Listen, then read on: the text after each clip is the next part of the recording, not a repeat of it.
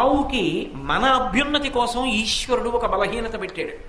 దానికి తోకతో కొట్టుకుంటుంది ఎక్కడన్నా దురద పెడితే. నిజంగా తోక తగిలితే కర్ర పెట్టి కొట్టినట్టు ఉంటుంది, అలా కొడుతుంది. ఇంకా వెనక్కి ఏదైనా వస్తే కొమ్ముతో గీరుకుంటుంది. కానీ కంటి కింద దురద పెట్టిందనుకోండి, చెవి పక్కన దురద పెట్టిందనుకోండి, గంగడోలు దురద పెట్టిందనుకోండి, దాన్ని గోక్కోవడానికి ఆధారం లేదు. కాబట్టి అది బాధపడుతుంది. గరుకు స్తంభం అని వేస్తారు. ఆ గరుకు స్తంభం వేస్తే అది ఏం చేస్తుందంటే కంటి కింద దురద పెడితే కంటిని ఇలా పెట్టి ఎంతవరకు గోక్కోవాలో అంతవరకే గోక్కుంటుంది. గంగడోలు దురద పెడితే గంగడోలు దానికేసి రుద్దుతుంది.